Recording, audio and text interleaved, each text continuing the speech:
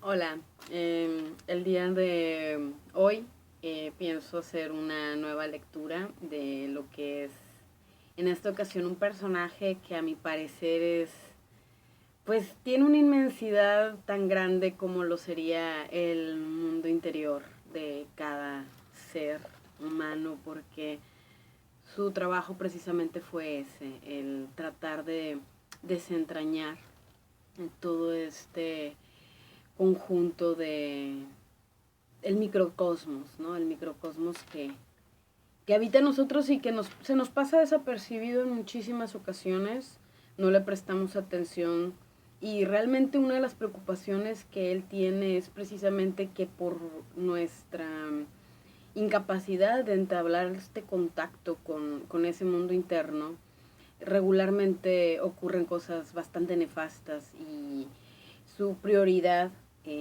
siempre fue precisamente estrechar los lazos que, que unen esa otra esfera de existencia con aquella que nosotros utilizamos o vemos como cotidiana, más práctica, pragmática, lo que sea.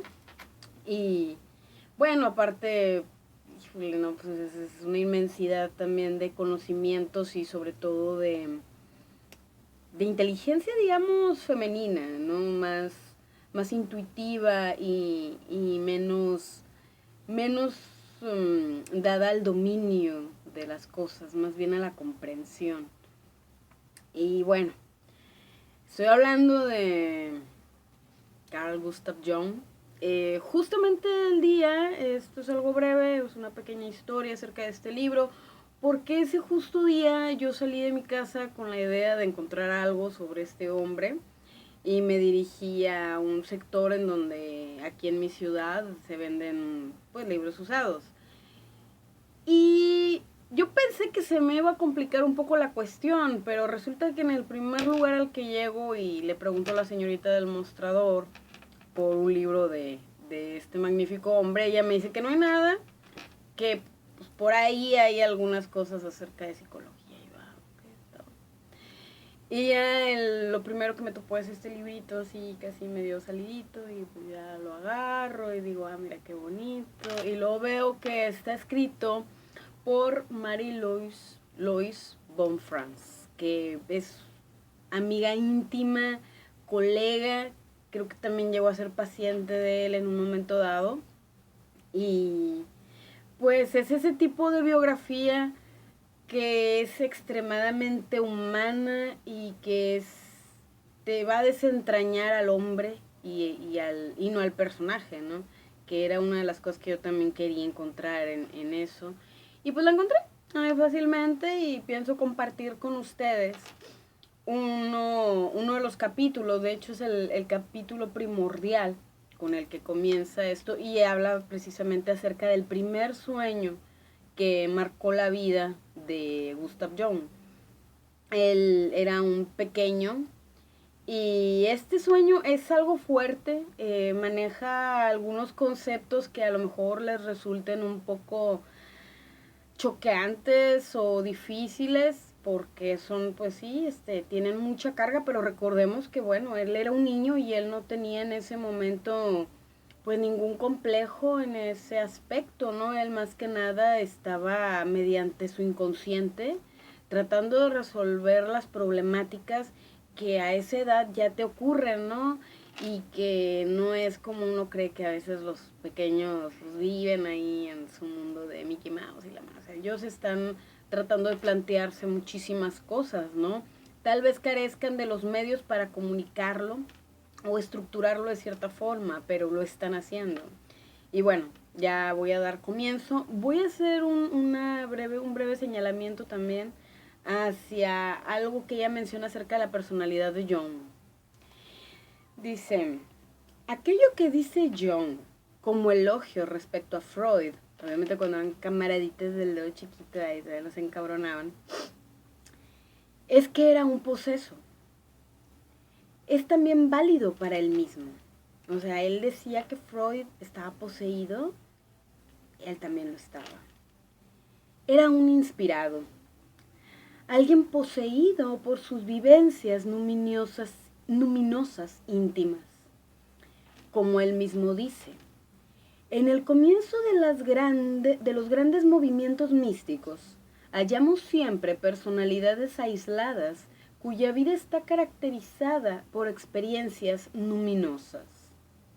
Tales personas no son acaso patológicas, ya que existe una importante diferencia con respecto a los casos meramente patológicos, la de que el inspirado encuentra siempre seguidores y logra influencia histórica, y ello tan solo porque manifiesta algo que ya flota en el aire.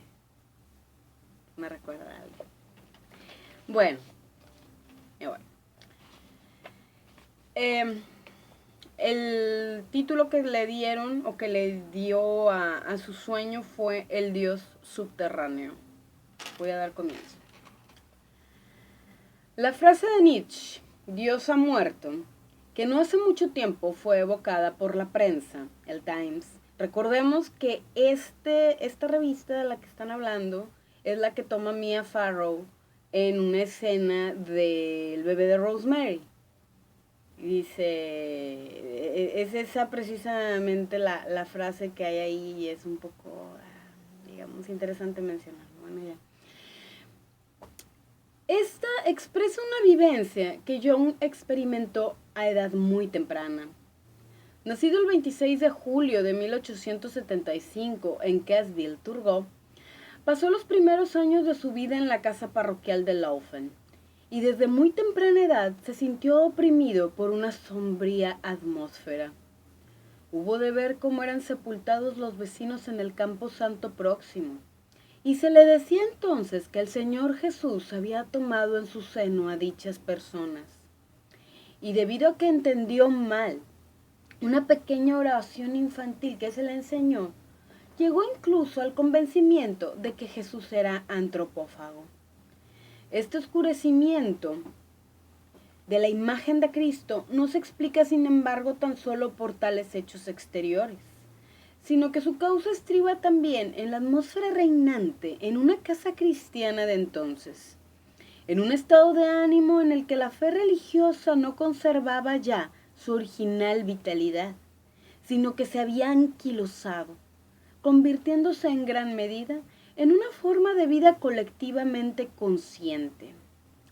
El padre de Jung,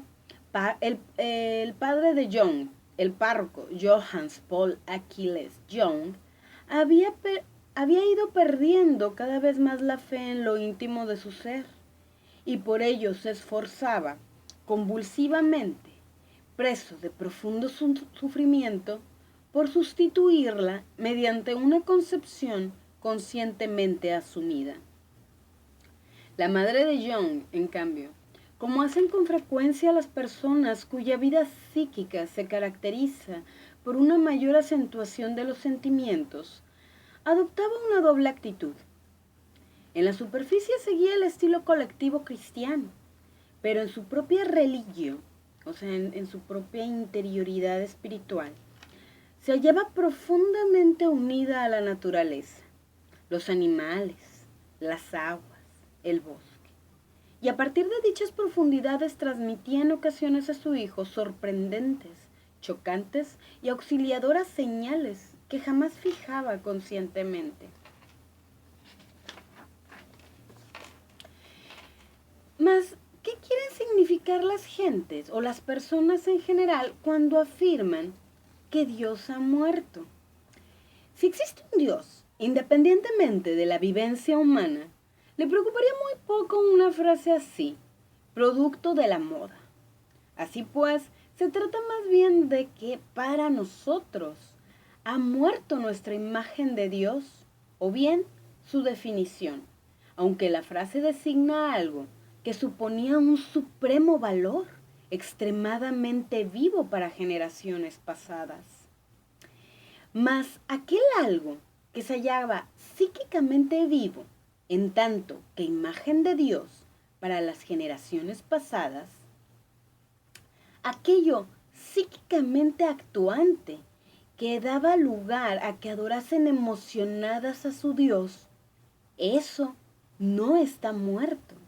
O sea, digamos que esa imagen que colectivamente se había ya manoseado de Dios, ya era insuficiente, ya había colapsado. Sin embargo, la necesidad de un Dios seguía latente, ¿no? Y eso es algo difícil, ¿no? Como Jung experimentó e intentó demostrar más tarde. Dios no había estado jamás auténticamente encerrado en dicha imagen o en dichas definiciones, y por ello puede surgir de nuevo de las mismas y revelarse renovadamente. En lugar de decir con Nietzsche, Dios ha muerto, en opinión de Jung sería más exacto decir, se ha perdido el valor más alto, dador de vida y de sentido. Dios se ha despojado de la imagen que nosotros nos formamos de Él. ¿Y ahora dónde debemos hallarle? Está muy bonito. El hecho de que una comunidad cultural pierda a su Dios e incurra con ello en graves crisis sociales y psicológicas no constituye un acontecimiento raro, sino que es un acontecer típico que se repite con frecuencia en la historia. Por ello mueren los dioses de muchas religiones y este motivo de la muerte de Dios ocupa un puesto central en el propio misterio cristiano, en la imagen de la crucifixión, del entierro de Cristo y su resurrección. Por ello afirma Jung, sé, y con ello expreso el saber de infinitas personas, que el presente es una época de muerte y desaparición de Dios. El mito afirma que no encontraron su cuerpo allí donde le habían sepultado. El cuerpo corresponde a la forma exterior visible, a la concepción hasta ahora aceptada, pero transitoria, del supremo valor. O sea, la transición hacia la renovación de todos los valores, una reestructuración espiritual desde lo más profundo, ¿no? Desde la psique, el alma, etcétera, etcétera. Me aprendo mucho, bueno, ya. El mito cristiano afirma, además, que dicho valor supremo resucita, pero transformado. Esta concepción que Jung expresa en una obra publicada en 1940 alude en cierto modo a una profunda vivencia personal, el primer sueño por él recordado y que tuvo a la edad de 3 o 4 años. El primer sueño recordado por una persona representa con frecuencia, en forma simbólica, como Jung hizo observar más tarde, la esencia de una vida entera o de un primer sector de la misma. Pues, bueno, la importancia tan grande de comunicarnos con esa área, ¿no? de los sueños. Refleja, por así decir, un trozo del destino interior, en cuyo seno nació dicha persona. En el sueño infantil del propio Jung, el centro está representado por un misterioso contenido que estaba destinado a constituir el fatal trasfondo de su vida y su obra, refiere Jung. Esto ya es el sueño. La casa parroquial se eleva, aislada junto al castillo de Laufen, y tras el patio de la sacristía existe un gran prado. En el sueño yo estaba en ese prado. Allí descubrí, de repente, un agujero oscuro, rectangular, revestido de mampostería y excavado en la tierra. No lo había visto jamás anteriormente. Me aproximé a él con curiosidad y miré dentro. Vi entonces una escalera de piedra que conducía hacia el interior. Descendí por ella, vacilante y temeroso. Abajo había una puerta con arco de medio punto, cerrada por un cortinaje verde. El cortinaje era grande y pesado, como de brocado o de un tejido de punto, y me llamó la atención porque daba la impresión de una gran riqueza. Lo separé a un lado y contemplé con curiosidad un espacio rectangular, de unos 10 metros de largo, sumido en una luz crepuscular. El techo abovedado estaba formado por piedras y el suelo cubierto con losas de piedra. Había una alfombra roja que iba desde la entrada hasta un estrado bajo. Sobre este había un trono dorado, admirablemente rico. Encima de él había algo. Se trataba de una forma gigantesca que llegaba casi hasta el techo. Su diámetro era de unos 50 o 60 centímetros y su altura de 4 o 5 metros. Tal figura era sumamente extraña. Estaba formada por piel y carne viviente, y en su parte superior tenía una especie de cabeza redondeada, cónica, sin rostro, sin cabello. En su parte superior, un ojo único que miraba inmóvil hacia arriba. El espacio estaba relativamente iluminado, aun cuando no había ninguna ventana ni fuente de luz alguna. Mas sobre la cabeza existía una cierta luminosidad. La cosa no se movía, pero yo tenía la sensación de que en cualquier instante se deslizaría como una serpiente, bajando de su trono y viniendo hacia mí. En este insoportable instante oí súbitamente la voz de mi madre, como viniendo de afuera y arriba, que me gritaba: «Sí, mírale, este es el antropófago». Se apoderó de mí un miedo cerval y desperté.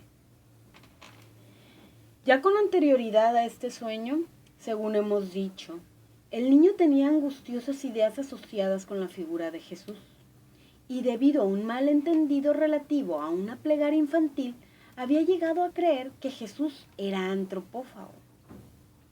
Al seguir glosando su sueño, Young dice: al gritarme mi madre, este es el antropófago, yo no sabía si quería decir que no era Jesús el antropófago, sino el falo, o bien el antropófago estaba representado en general por el falo, y que por tanto el oscuro Señor Jesús y el falo eran idénticos. Como explica el propio Young, el agujero en el prado representa quizás una tumba, cuyo cortinaje verde simboliza el misterio de la tierra cubierta de verde vegetación. El significado abstracto del falo se caracteriza por el hecho de que dicho miembro está en el sueño itifálicamente entronizado. El falo parece en el sueño un dios subterráneo e innombrable. El Señor Jesús no me resultó ya desde entonces ni completamente real ni completamente aceptable, ya que constantemente pensaba en su adversario subterráneo. Es un ser inhumano del mundo inferior. Miraba fijamente hacia arriba y se alimentaba de carne humana. Este sueño fue una especie de iniciación en el reino del oscuro. Entonces tuvo lugar el arranque inconsciente de mi vida espiritual. Sobre este símbolo onírico, tan pleno de significación, podría escribirse un libro entero. El propio Young considera su aparición como un nacimiento, el de su vida espiritual. Según la antigua creencia romana, el falo representa el genius, secreto de un hombre, la fuente de su energía creadora física y espiritual, el donador de todas las ocurrencias geniales y de la alegría de vivir. Y como tal, todo romano hacía sacrificios a su genius en el día de su cumpleaños. De la personalidad de Young irradiaba más adelante con frecuencia dicho genius en la atmósfera jovialmente festiva que creaba en torno suyo, en su alegría y disposición al buen humor, su enorme vitalidad, pero sobre todo en su dedicación de por vida al espíritu creador interior que le impulsaba sin descanso a investigar y crear de continuo. Tal espíritu era también la fuente de una capacidad de amor extraordinariamente inmensa, que animaba su vida, pero que también constituía una carga.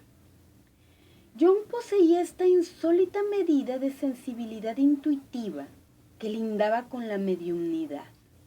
así como de capacidad de participación, piedad y calor humano para su familia, sus amigos y pacientes, y para todos los hombres en general. Era cordial y abierto con todo el mundo, sin prejuicios sociales o raciales, con una naturalidad que no precisaba de palabras. Su capacidad de amor constituyó para él también motivo de algunos desengaños y sufrimientos, y el motivo de que sufriese profundamente y con frecuencia hasta el borde de la desesperación con ambas guerras mundiales, aun cuando en Suiza no fueron personalmente afectados, él personalmente afectado por las mismas. John comparte este intensivo eros con otros suizos, como Nicolas Flo, el general Dufour y Pestalozzi, hombres que se dedicaron colmados de amor al prójimo que sufría y que veían en esta dedicación su misión propia. Y bueno, pues ya me fui un poco más de la cuenta. Pues como ven, John para mi gusto, es uno de los seres más nobles que han pisado esta tierra. Y es un gustazo poder saber de él de una forma tan, digamos, directa. Y espero pues, les haya gustado. Es un dato muy interesante el conocer el primer sueño de un hombre como él. Y yo creo que sería un dato también muy interesante el que recordemos nuestros propios sueños para nuestra propia vida. Yo a veces no recuerdo ni lo que hice hace un momento, pero bueno, allá no. Chao.